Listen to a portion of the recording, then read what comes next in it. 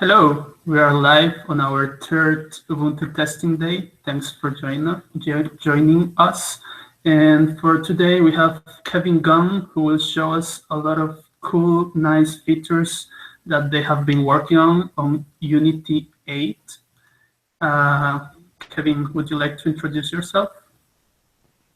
Sure. So I'm the Director of Software over the Unity 8 and Mere teams. You may have seen me before on something like this. And primarily what I'll be talking about today is Unity 8 as a snap on Classic. So we are forging ahead and marching towards, the ultimate of having an all snaps image someday. But the midterm step is to actually create a Unity 8 session in a snap that you can run on Classic, and that's going to be a great vehicle for us to deliver convergence features along the way without having to necessarily wait until a breakpoint in an archive release. That is great, thank you. You will see that it looks as good as he mentioned.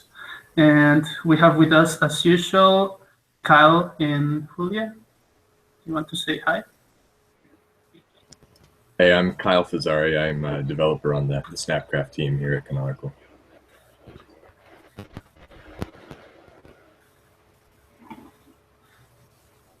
Julia, say hi. Yes, and I'm Julia. And I have a very, very bad Wi-Fi today. So I hear chunks, but hello. I will be here trying to read or see at least.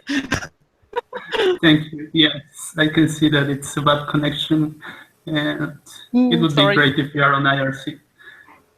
That's okay. It's good to have you here too. I'm Leo Arias, QA engineer on the Snappy team, and let's start. As usual, this is being streamed on ubuntuonair.com, and in there you will see an embedded chat where you can ask your questions for Kevin or for any of us. At any point during the presentation, we will stop and take a look at the questions. So Kevin, would you like to show us Unity 8? Sure.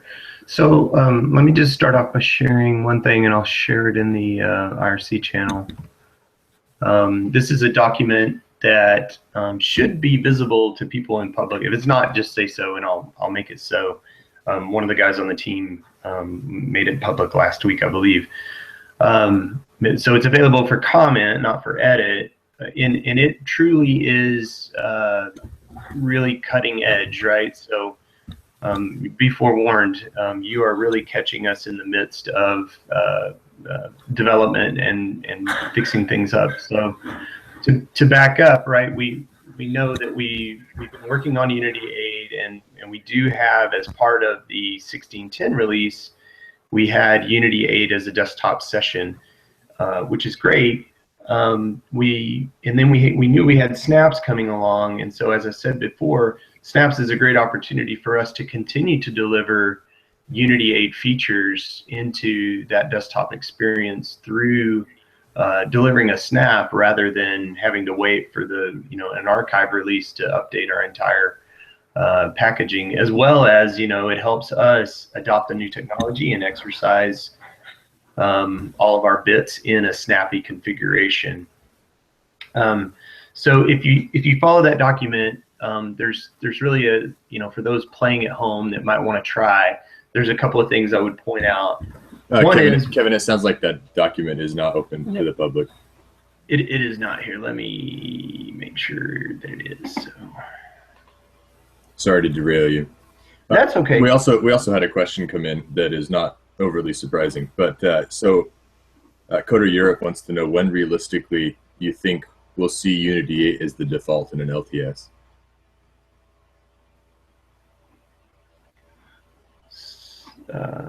So I think if you refresh, you should be able to see it now. Sorry, what was the question, Kyle? Coder Europe wants to know when realistically do you think we'll see Unity 8 as the default in an LTS?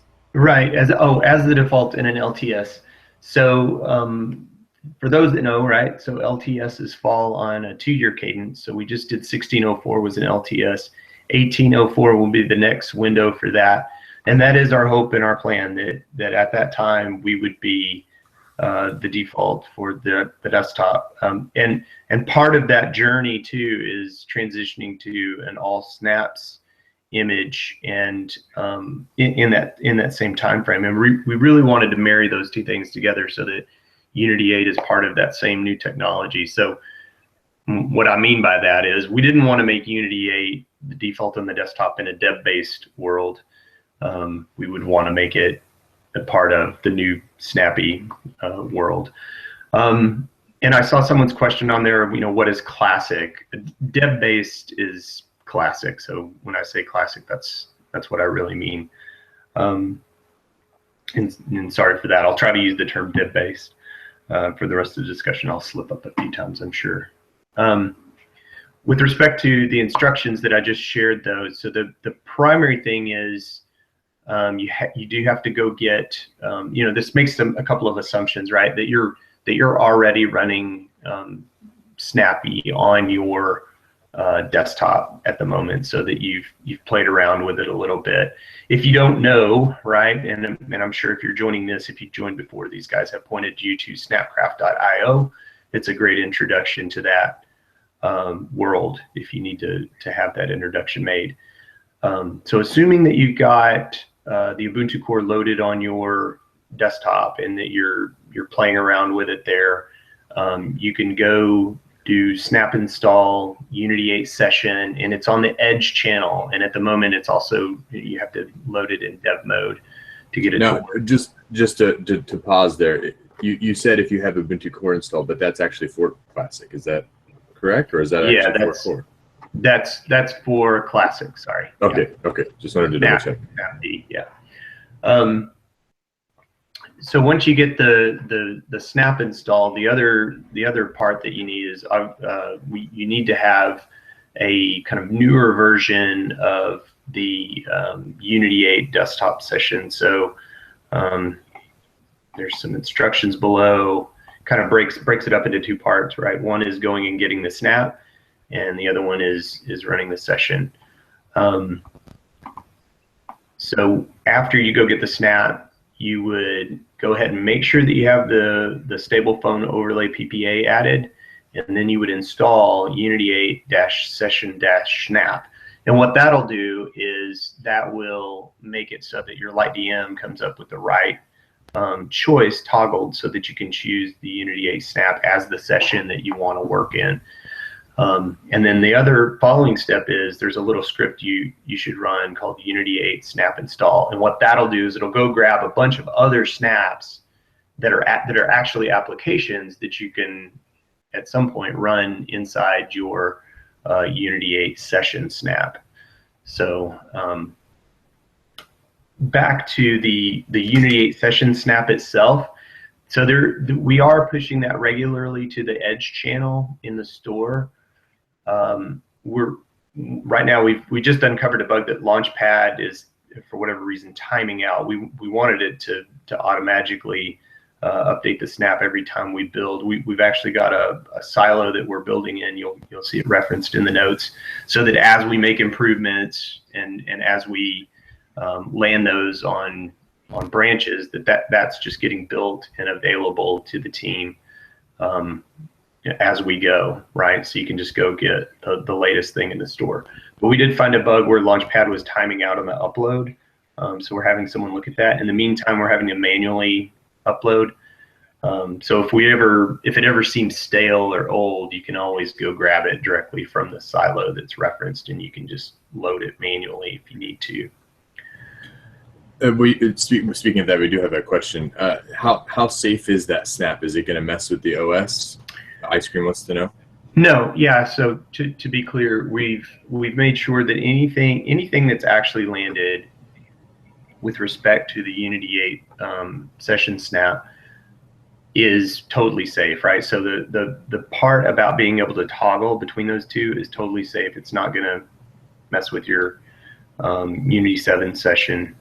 It should just be completely separate, really. So it is safe. Also, the stable phone overlay is something that's safe. That is heavily tested and validated, and things do not make it in that PPA without a lot of scrutiny. That's been used for a while, right? Right. So that's the reason it's called stable phone overlay. Is a little bit of an artifact. It started out on phone, and we never renamed it. But it is the thing that we use to land, because when you have an LTS and things are frozen, you can't get into the archive anymore. So it is a qualified, QA'd place where things that we are developing get tested and then landed into. So that for instance, if you were carrying an Ubuntu phone, you were actually using this. This is exactly what was being pushed to your phone as part of our releases. With that, are there any other questions I could answer maybe before we... We had a question from somebody asking which is the worst bug in Unity 8 now. What's the worst bug? Like the ones you were saying that are bottlenecking the development.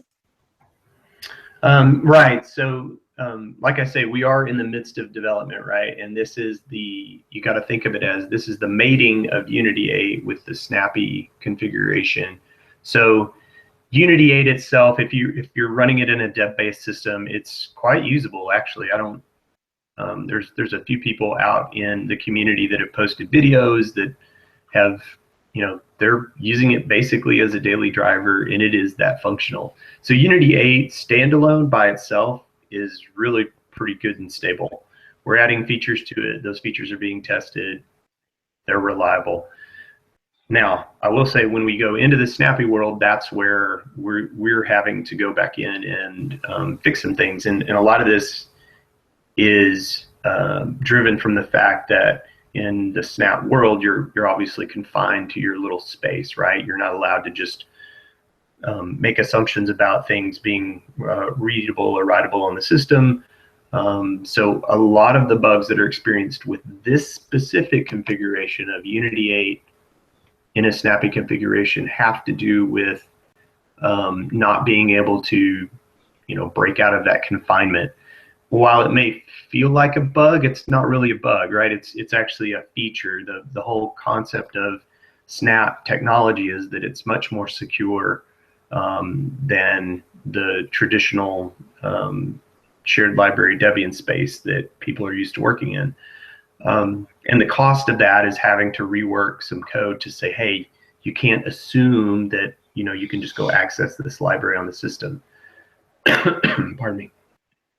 I hope that answers the question. Please show us Unity 8. Okay, sure. All right, and I'm going to try this. So everyone say a quick prayer for me. I'm going to switch cameras, and I've got this set up to show you on the laptop that I regularly use. I'm not sure if people saw that real quick right before I hit enter. So that place where you enter your password here it is. This little S right here is what we really want to make sure that it's there, right? So if you drop this down on LightVM, you'll see the traditional default, the circle of friends logo will get you into your Unity 7 session, and then Unity 8 has this, when it's a snap, it'll have a circle with an S in it, whereas the dev-based one is just a circle with an 8 in it. Ice Cream wants to know what laptop this is. This is a MacBook Pro circa, oh great, I'm going to get the demo effect here. Let's do this. Let me switch back just for a minute so that you can stare at me instead of that. But it's a MacBook Pro circa 2013. I mean, there's nothing special about it. And I think I probably had to be really honest, I probably just goofed and had something up too long in the background there. So give me just a moment. That's all right. We've got another question while we wait. Sure. Will you be able to force server-side decorations on client-side decorations on apps from Bluetooth? Say that one more time. Now, will we be able to force client-side decorations? Will you be able to force server-side decorations on client-side decorations on apps? On X, I think what you're apps. Sorry, on apps. Oh, okay.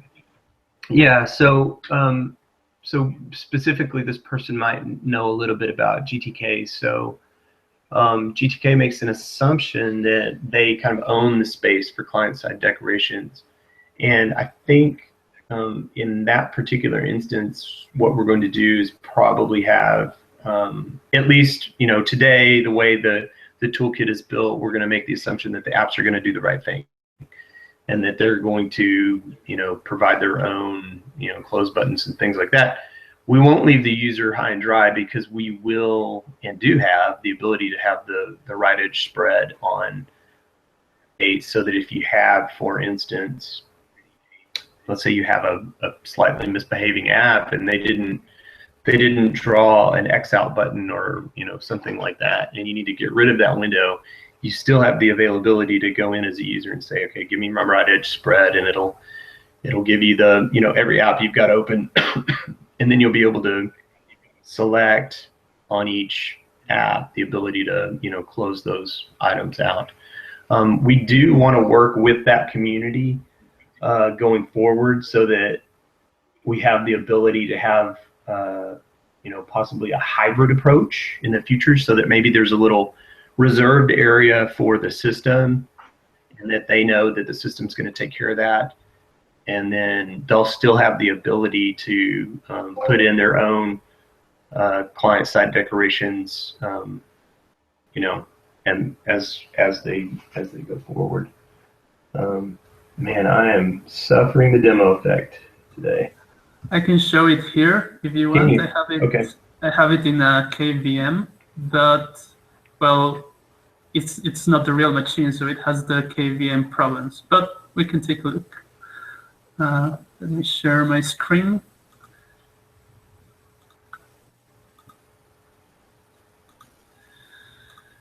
So I followed the steps that Kevin linked on that document, and I prepared a virtual machine with Unity 8 installed as a snap.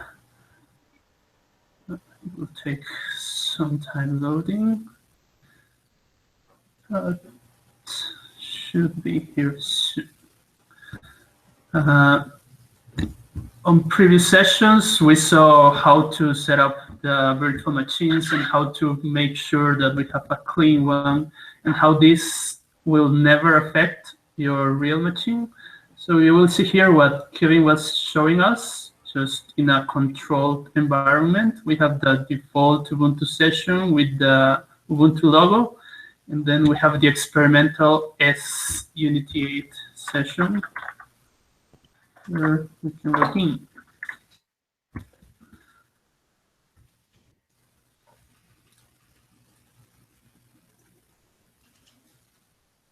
Let's see, I tried this yesterday, so it should be good. Just you have to be a little patient when it's loading, but it will show you a couple of interesting things that Kevin mentioned. Let's see.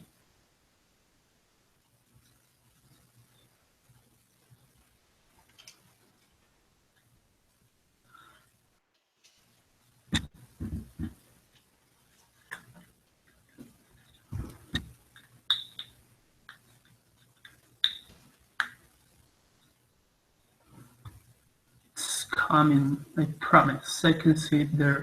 Yes. No demo effect. Yeah, it does take a while to start up for sure. Yeah.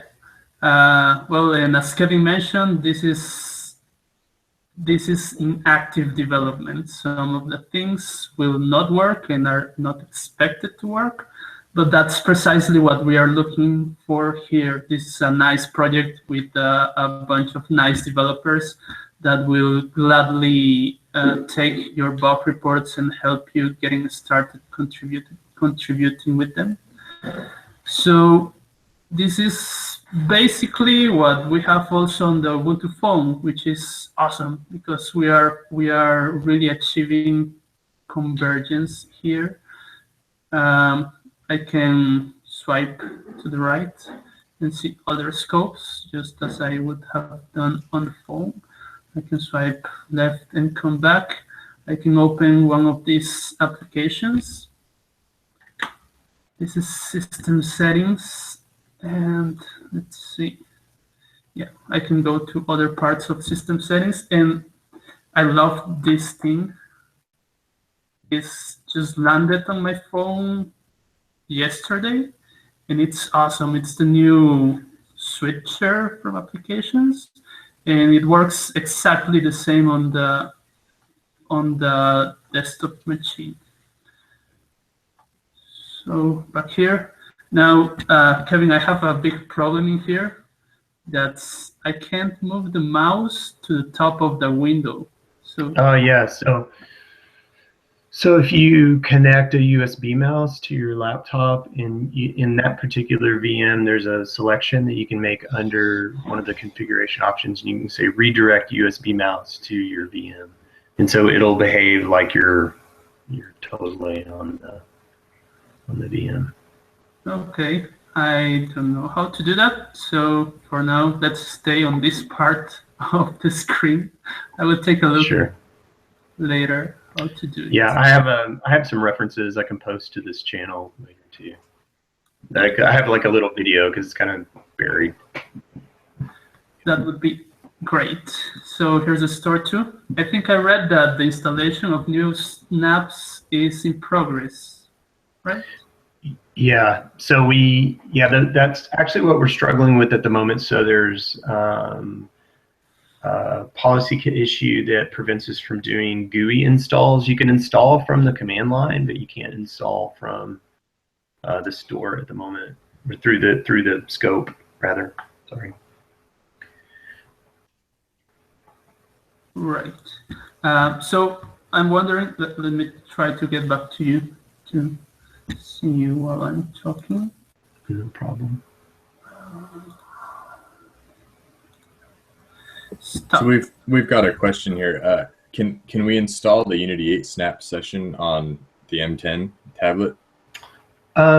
So I know that there's another team inside Canonical that's done a little bit of work in that area. Sorry, I'm getting over a cold, and I may lose my voice here in a minute. That's okay. My family has it. I'm desperately trying to avoid it. Yeah, I feel sorry for you. Trust me. 14 days of this.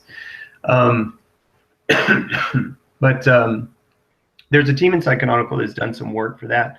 That's not, it's not really something that we want to necessarily promote. It's more like a development tool on our way to having an all snaps image available for M10 is how we would view that.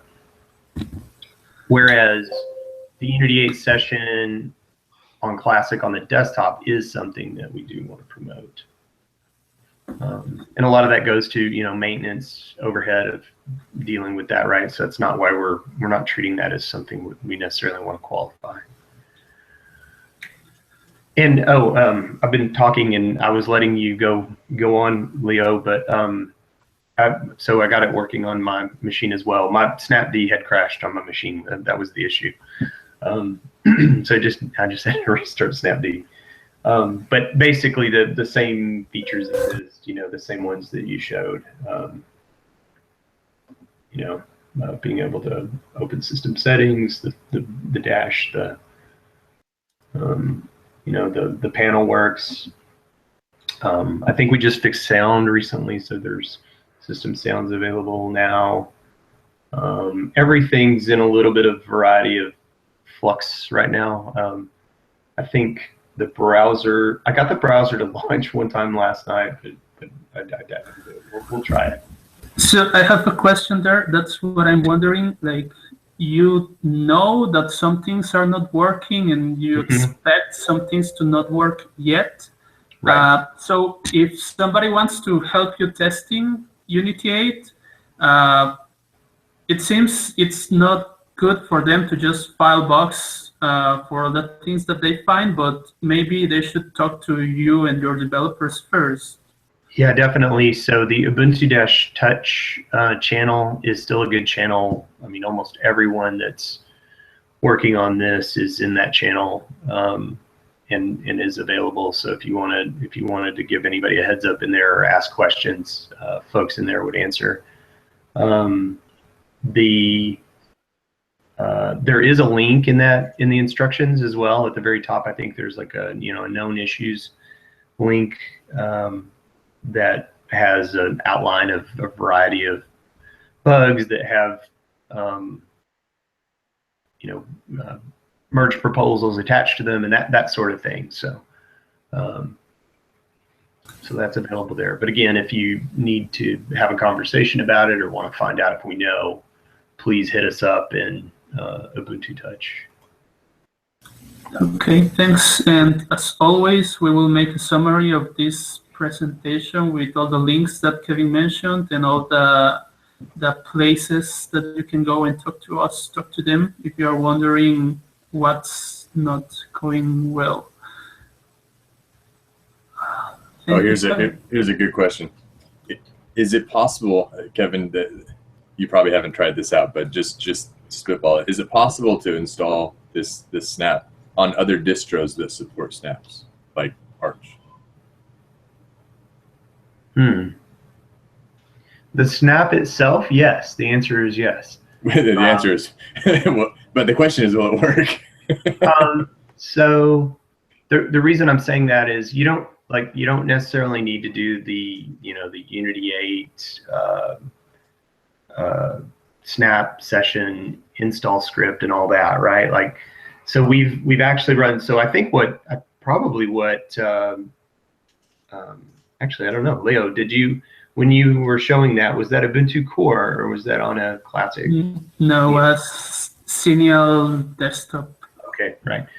So I have everything here. Like if you feel adventurous, we can do live testing on Arch.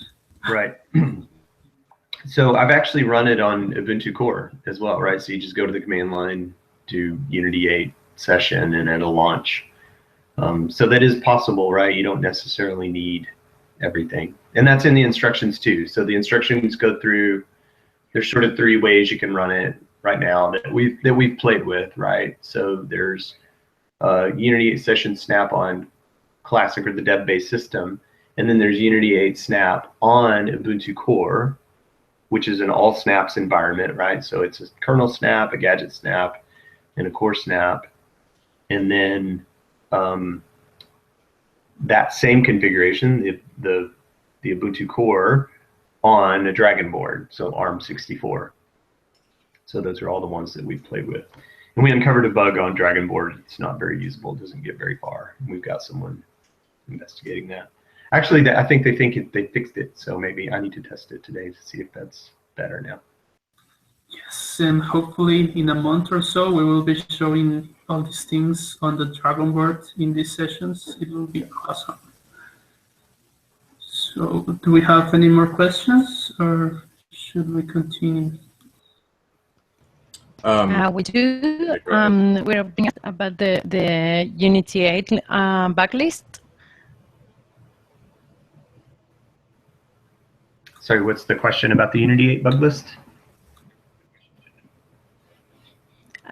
The wiki page of known bugs. This is wiki.ubuntu.com/Unity8 desktop. It goes to the Unity 8 backlist. Is this correct for the known problems, or is there a page? Yes. So linking. So it's hard to promise that every bug you encounter is actually a Unity 8 bug, but typically that's kind of the first entry point. When people don't know what to do, they just put it in Unity 8. We try to target it at specific projects, but yes, if we know that it's an issue that's going to cause you problems, there is definitely that is the right place to put that. All of the issues that we know and that we really care about, we log on Launchpad as a bug against particular projects.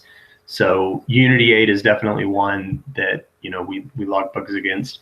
And then the other is all the applications. So because every application that you saw, so when you actually see the dash, right, and you see those icons, those are actually snaps, separate snaps from Unity 8 itself.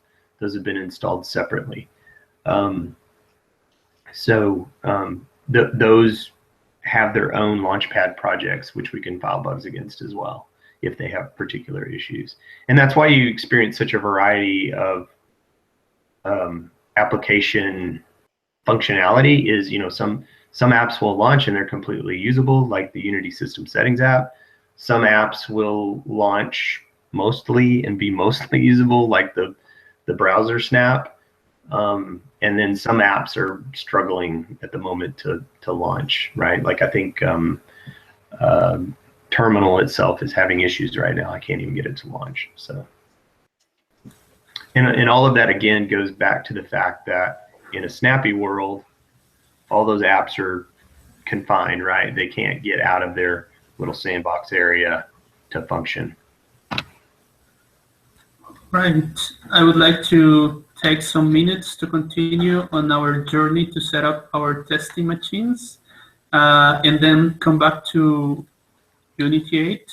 So I must say that I love what you are doing, because we had so many bad experiences trying to test the Unity 8 UI on the Android emulator. It was really hard. And we can do a lot better than that, because we don't need to emulate a platform. We are Ubuntu. It's the same operating system. We just need to emulate the characteristics of the hardware where this is running, the size of the screen, and all of these things. So with this work you are doing for enabling Unity 8 on desktop, is actually a lot easier to test everything. We will be testing the tablets and the phones and any other form factor that comes along. And whatever works on desktop is truly convergence. So it will work on Dragonboard.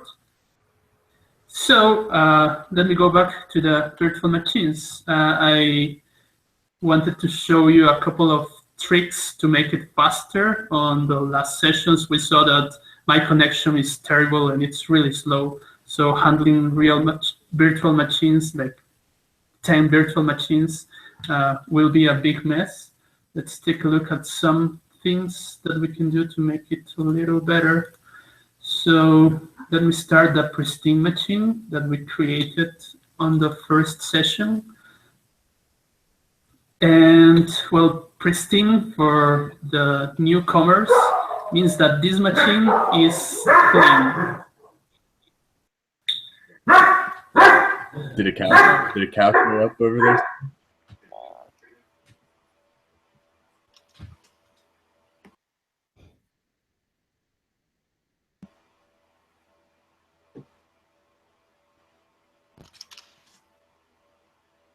Every once in a while, livestock will show up and his dogs will go nuts. Yeah, happens every time. If it's not the bad connection, it's the cows that appear suddenly in the backyard and the dog goes crazy. So, I haven't shared my screen. That's important. Okay. So this is the pristine machine that we created on the first session. For new people, pristine means that it's clean. It's just as a new user would have installed it. But I always cheat a little. I always do a few things on this machine to make future clones of it go a little faster, and I will show some of them. But first, I wanted to take a look at this box here that also appeared on the last session. And it means that there was a crash in my virtual machine. So last time we ignored it. This time I want to report the problem to see what happens. So I need to give my password, and it will say there's something wrong. And when I click show details, it will actually show more information of what went wrong. what is great about this is that you don't really need to understand everything that's happening on your system. It will just make a report to the Ubuntu developers. They will take a look, and this will give them more information to actually understand the problem. It seems that there's a crash on the program called unattended upgrade, and well, it shows more information there. If I hit continue, the report will be sent, and that's it. So it's really simple to contribute to Ubuntu. If there's a crash, you just have to click a couple of buttons, and then the developers will get a report on that. And if you're wondering where does that report goes, it's errors.ubuntu.com, which is accessible to everybody. The actual traces and the actual information of the machines that are reporting the bugs, they are only visible to the developers with security clearance to access that. So it's also secure. But in here you will see that there's a lot of people just following those reports, and that gives a lot of information to the Ubuntu developers of where to focus next. And you will see some clear trends here. Once there's a big release, the crash reports go to a maximum, and then things start stabilizing until we make a new release, and it happens again. And that's the cycle of bug reporting in Ubuntu. What we want to try to do here is to get more contributors doing early testing of the features that will come. Like Kevin said, Unity 8 will be the default on 2018. So if we can start testing it now, we will be making sure that when all the Ubuntu users receive that update, it will be a lot better than if we didn't contribute there. So let me quickly try to find the report I did. I'm using Ubuntu 16.04, and it was on the package unattended upgrade. And let's see.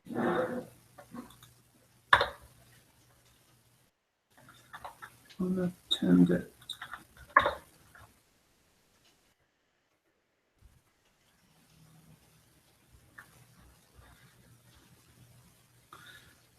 So you can play in here with all the data that users are receiving, and there are links to bug reports. So if you want to dig further, if you want to actually take a look at what happened in the discussion from those developers, you can go to these links here and see how Ubuntu is made, how from a simple click that you do, the distro is improved little by little. So I took a look here before. Let's see, last day. It's a little slow, but well, you will see here all the reports for unattended upgrades. We have an error here that has happened 15,000 times, so that's high priority for Ubuntu. There's people working here on the bug report, and the one we had is this one. A problem in main on confile prompt, and it has 9 reports on the past days. So anybody can go in there and try to fix it, trying to understand it, and the Ubuntu developers will help you there. So that was just in case you were wondering about that dialog that keeps popping up on my virtual machines. Now, another trick I wanted to show you. A moment here. So Kevin gave us a lot of instructions that we have to do to actually install Unity 8 on the desktop. And there's a problem because this is isolated. This is an isolated machine. So by default, the clipboard on my host is not the same as the one on this machine. And that's good, except when you have to type a lot of things. It would be great to just copy what Kevin gave us and paste it in here, but by default, that's not possible. So there's a package that makes that possible.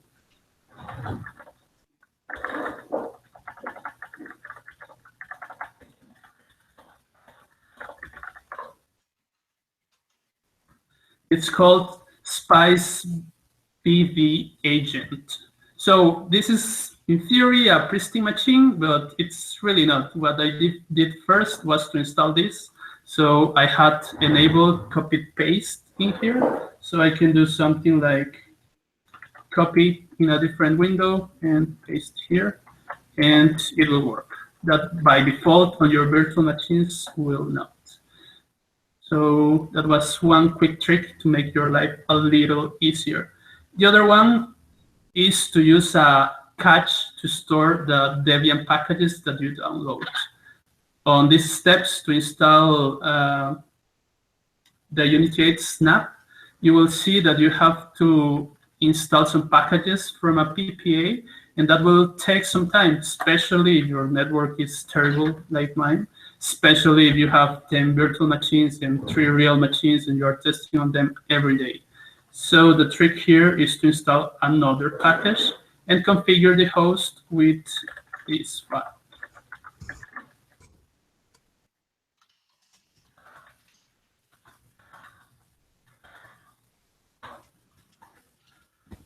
So in this file called proxy on the configuration of apt, you will have to put this single line which points to the machine that's your apt cache server.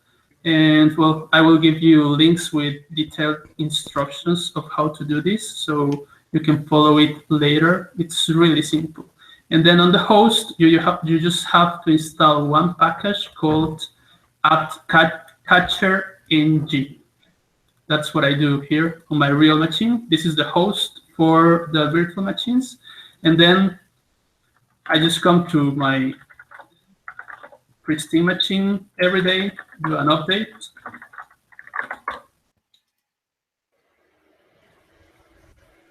Do an upgrade.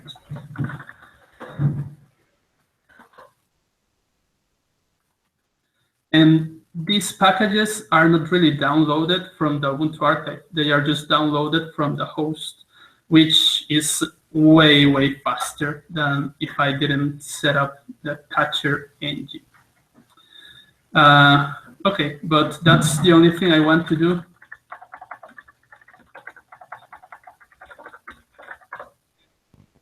With my pristine machine, I don't want to really pollute it. I don't want to install something that will then affect the Unity 8 environment that I'm wanting to test. So we can do some tricks to make it easier, but we have to be careful not to actually do something that will affect the tests. And now we can take a quick look at the steps that Kevin mentioned and explain them a little. I think that would be good.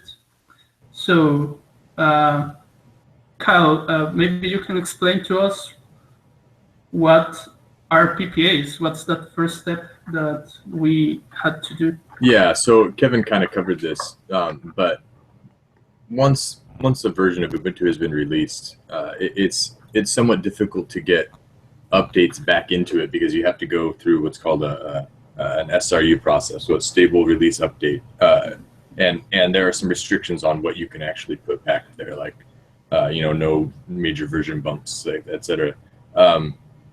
And lots of people find that to be a bit of a hassle, and so we have something called PPAs. They're what, public package archives? Is that what they're? Basically, you can release your own Debian packages into these archives and tell your system to use them, and your users can do the same, and you can release updates with no restrictions. Now, obviously, there are downsides there. There's really no quality control. I mean, that's really what the SRU process is there for, to make sure that only really stable updates are released back into a stable version. And so we use PPAs a lot for things that change quickly that an SRU process would hamper, and for things that, sorry, go ahead. Just to add color to it, right, kind of the philosophical difference too is like SRUs are really meant for things that are like highly critical security. Lots of security things. Yeah, lots of security things get addressed through the SRU process, whereas feature development, that's where the frowning upon really happens, right? It's like, it's not cool to just jam a new feature back into what is a stable release, right? Because you don't have the same kind of road mileage on it yet. That doesn't mean that a PPA, you know, and Kyle's right, like it is buyer beware, right? PPAs could have nasty stuff in them or they could have great stuff in them. And in this specific instance, this particular PPA is one that we consider blessed, right? That we actually do a large amount of testing and quality assurance on. So while PPAs are kind of like, you know, you never know what's out there, this one in particular is okay. Right.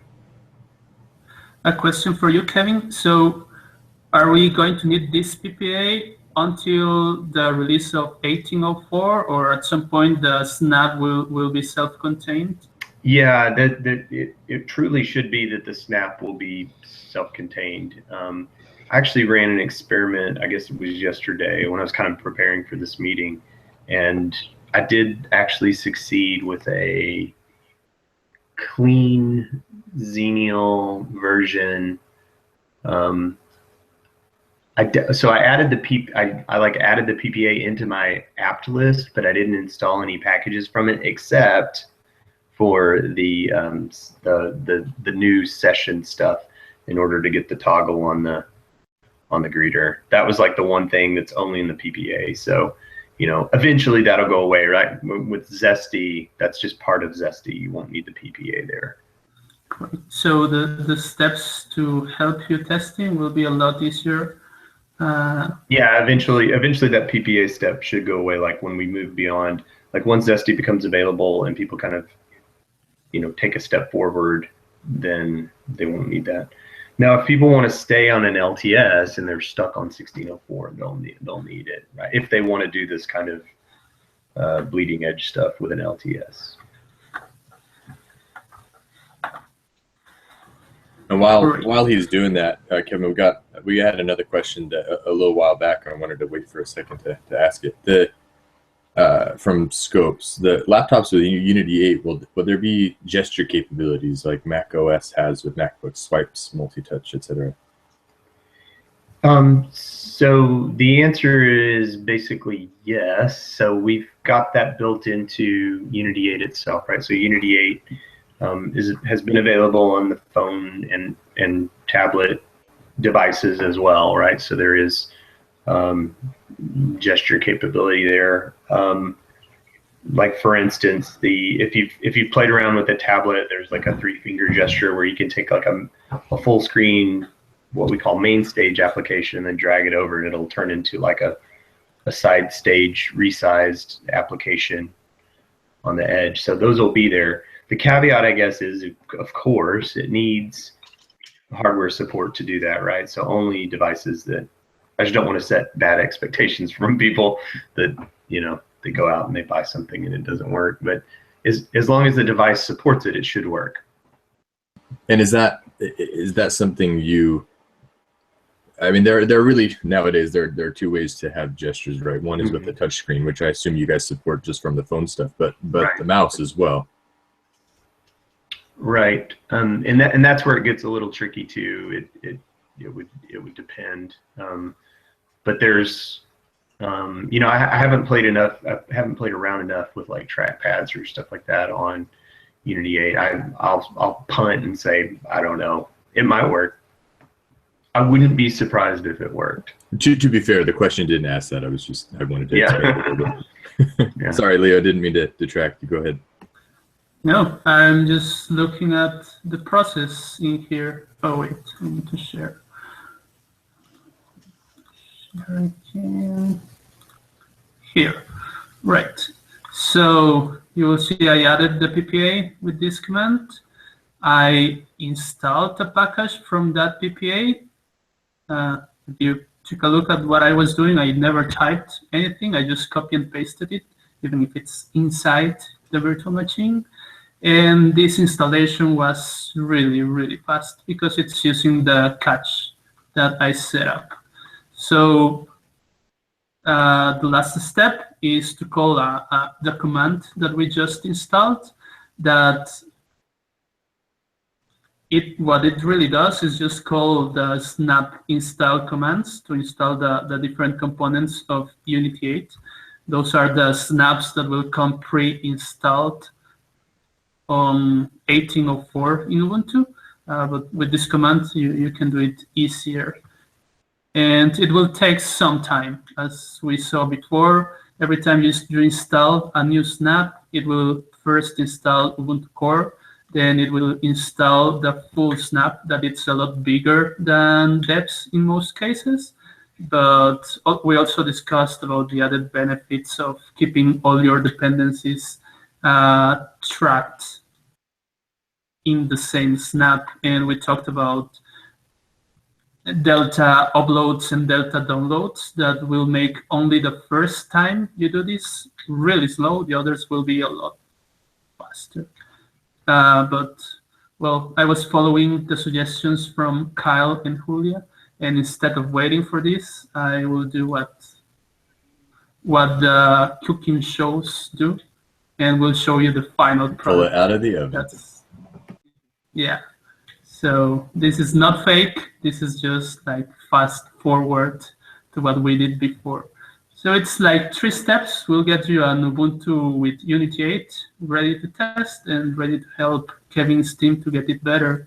Now, told me a quick trick on the chat to make the mouse work, but I'm not sure if I will be able to do it. You said to move the mouse on all the corners. And yeah, Dave is great. He just solved it. So it seems that you can recalibrate the screen by moving the mouse everywhere, and now I can reach the higher regions of my screen. I can test a few more things, but well, that's definitely a bug and something that they are working on and will fix soon. Going back to you. I'll add one more shameless plug on the IRC window, and that's MereSnaps. As you were talking about the mouse recalibration, that made me think of it. But that's where, I'm assuming, Leo, you got the instructions to set up the VMM originally.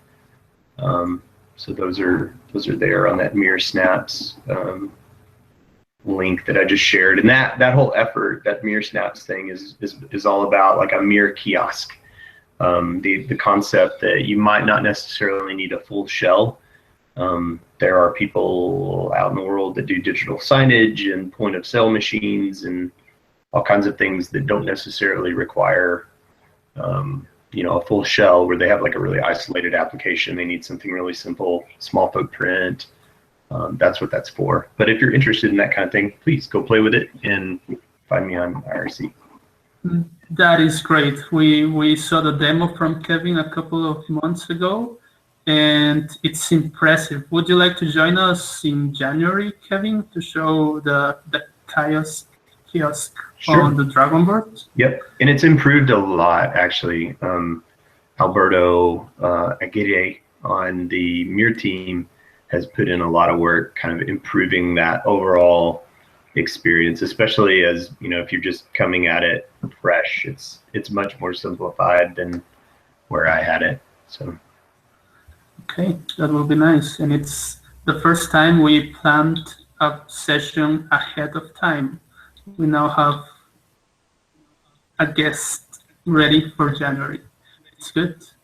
Now, any final questions before we wrap up? Yeah, we've got a couple here from Thebron. Right now, starting an application on Unity 8 is pretty slow. Do you have some improvements planned for that in the coming months?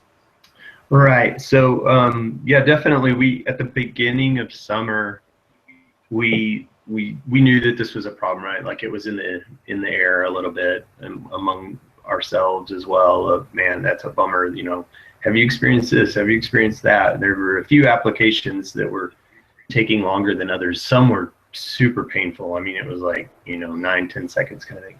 For the phone specifically, especially with Krillin, which was, I'll say it, it's a little bit underpowered in terms of, you know, horsepower and that kind of thing.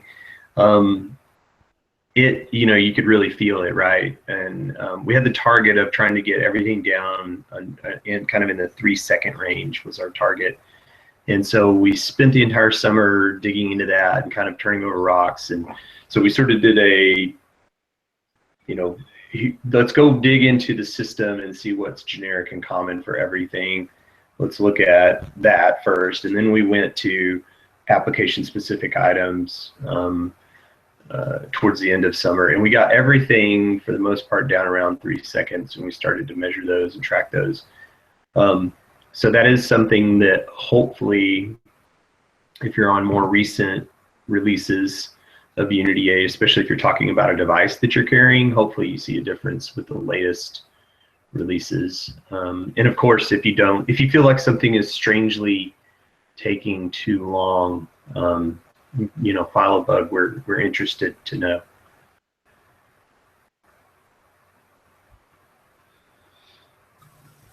Thank you. You said there were 2 questions, Kyle. Yeah, this one's a little more general from Coder Europe. Has desktop development for Unity and Ubuntu in general slowed down this year? Give us a picture of how things are looking. I would say that, you know, like we took some time. We took a handful of engineers on, you know, from the Mere team, from the Unity 8 team, from the SDK team, Toolkit, and the applications team to go and look at stuff like performance. And while you're not getting like sexy whiz-bang features, you're getting performance improvements, you know, in small increments, which sometimes feels like, what are those guys doing? But, you know, it just takes a long time to go back and do performance improvement, because you have to really do a lot of accounting and technical analysis on stuff, and you have to stop and maybe write a test that didn't exist before to look at, you know, specific parts of the stack in terms of performance, whether that's aggregate or isolation. And so, you know, I can attribute that to some of it. Overall, though, no, I mean, we're not, you know, on a large scope, we're not necessarily slowing down. I do feel like there's a little bit of a cycle that happens with our design team. So a lot of design work comes in, we, you know, implement that, we release it, people experience it, and then we get enough road mileage on it that we get feedback and people go, what if we did it this way, right?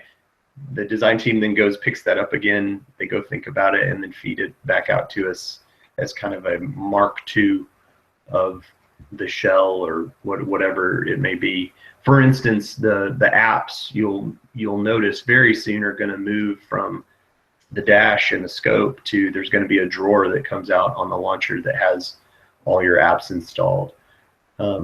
That's a feature that's just in the process of going through the landing wickets right now. So that item, you know, going back to the PPA discussion, that item will end up in that PPA and will land directly into the archive as part of Zesty, which is open for development right now. Just to add to that, I suspect that if there's kind of a general impression of things slowing on the desktop, I think there's a lot of people working on the big changes that are coming, and so it's kind of the swell before the wave, you know. Yeah, I think so too. And I think Snappy has, you know, part of that may feel like somewhat of a slowdown from that perspective, where, you know, we're focusing a lot on that, which isn't necessarily a visual, you know, feedback kind of item. Yeah, definitely. Lots of underlying changes that are preparing for the things that you'll notice. Great. Thank you very much, Kevin, for joining us. My hope is that now that Unity 8 is not only on the phone, we will get a lot more testers, a lot more feedback, more people helping there, and things will go faster too that way. That will be good. Yep. Thanks, Kyle. Thanks, Julia. We have, I think, one more session before we finish our working year, so we can see each other again next time. We will find for a nice topic to touch in this session, and then come back on January. I will prepare a summary with links and cool guides for you to try, but we will be the whole day on Rocket Chat. That's rocket.ubuntu.com. In case you have more questions, if you want to start testing, if you want to start helping, just find us there and talk to us. Next time. All right, thanks, guys. Thanks, Kevin.